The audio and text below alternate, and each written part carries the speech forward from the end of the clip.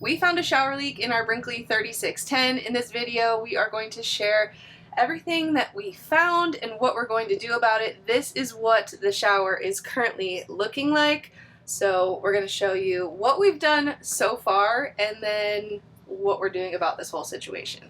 All right, so like my wife said, we discovered a leak. Actually, I discovered it while I was taking a shower. And this is where I noticed the leak coming from. I noticed the leak coming out of here. So normally this plate would be back, obviously. But I noticed that there was water dripping from right here. And so, you know, it kind of made me nervous at first, right? Because you think that maybe the water is getting in your unit. So one of the first things that you want to do as soon as you notice that water seems to be leaking is you want to shut your water off. This is just a safety precaution to make sure that if water is getting in your unit or somewhere, you're trying to prevent any further damage from happening. One of the first places you want to check to see if you do have water or water is getting behind this and into your unit is right here. We have a 3610. It's a Z model, so it may be different on your Brinkley, but in our Brinkley, we can access the water lines right here. You just want to go under there, and obviously you'd go under there. You can feel first to see if you feel any water. Just fill the water lines, make sure no water is dripping down the water lines.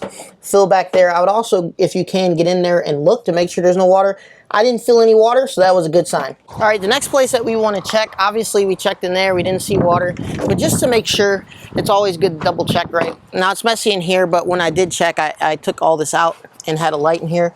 But Brinkley makes it really easy to access the plumbing via this door right here in the main storage compartment, and you can just go back here and check for any water or any leaks or anything like that. I did that already, and I had to remove all my stuff out to do that, but for the sake of the video, I'm not gonna remove all my stuff again to show you how to do it. So there's not really an easy way to take this unit off. We have to take the whole unit off if we want to access behind it and see if there's anything that we need to tighten up.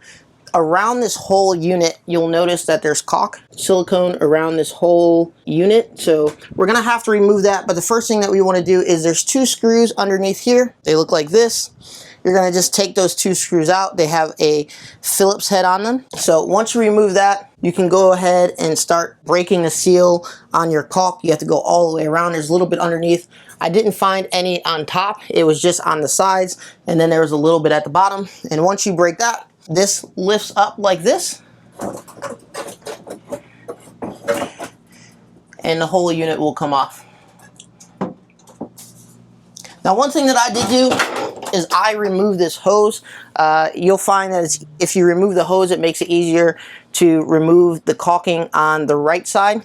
I would advise you not to use a butter knife or anything like that. Like, get the proper tools if you can to break this, because you don't want to scratch this surface right here. So just get the proper things. Go to Home Depot, go to Ace Hardware, wherever you have to go to get those tools. So let's take a look in here and see what the back of this unit looks like. So this is what the back of our shower unit looks like. Now, the first place that I wanted to check was down here by the main lines, because obviously those would be the most serious, right? If there was a leak in any of these lines down here, that has a higher potential of getting into this wall and creating some issues. Now, they do have these tighteners on here, so you can tighten these main lines with these tighteners here, but all of our different fittings up here do not come with tighteners, so you have to tighten those by hand first, and then you want to get a tool to tighten those up. Now, you want to make sure you do not tighten these too tight. If you tighten them too tight, this is plastic. You can strip it very easy,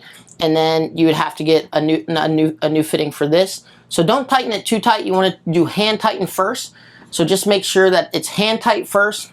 I noticed some play in this one, and when I cut the water on, this is the one that actually was where the leak was at. But I just went ahead and I checked all of them. Like I said, make sure they're hand tight. If you notice that there's any kind of play in any of them, like you're able to turn it, usually that means that it probably needs to be tightened. And this just happens. We're driving earthquakes on wheels, and so this is going to happen. Things are going to loosen. So once you get that all tightened up, I went ahead, I tested it to make sure no water was leaking anymore, and everything's good. So we don't need a new unit or anything like that. Now, obviously, I could have contacted Brinkley, and maybe, you know, they would have took me through this exact same process, but I just went ahead and did it myself. If you don't feel comfortable doing it, you can hire somebody to do this. This is a pretty easy job. The hardest part of this entire job really is removing this caulk and then reapplying the caulk silicone to this unit. But I'm going to get the caulk removed, and then after that we'll put the unit back, caulk it back in, and we'll be ready to go. So as you can see, we have it installed. Again, one of the easiest ways to take the caulk off, at least the wall, is with a razor blade. It comes off really easy. You just want to make sure that you're not pressing too hard and doing it at an angle so you are scraping it off, but it comes off really easy. And then the actual unit itself, there will be some caulk or silicone, whatever you want to call it, still on this. What I use this plastic spade just to take that off, because this paint scratches really easy, and so you don't want to use anything sharp or metal on there because it will take this paint off. And if you have a wife like mine, she will notice every nick that you do. And after you take all the silicone caulk off, what you want to do is you just want to clean it either with a Gooby Gone or something, just to get any of that residue off there, so that way our new silicone is going to be able to adhere really good and it'll be all sealed up. So as you can see, I have it all sealed up. I use this just makes it really easy to make a nice smooth line, and then I'll go back and just clean up this side and that side to just make sure that it's clean and there's not any extra off to the side. And then what I would advise is, after you get this back up, you screwed it back in, just try probably not to use it for about 48 hours. Make sure that everything gets sealed up there and everything's good, and you should be good to go. All right, so that is it. Thankfully, our leak, again, like Donnie mentioned, was up at the top, and there is absolutely no water behind the shower and inside of our unit. So we got lucky with that. We did have to do a little repair. We did have to take the whole unit off. So if you have a unit like this, you may have to do something similar. But overall, I am very happy that it is not a bigger mess. So this is kind of officially like our first official mishap, if you want to call it that, with our Brinkley 3610, with the shower head specifically as well.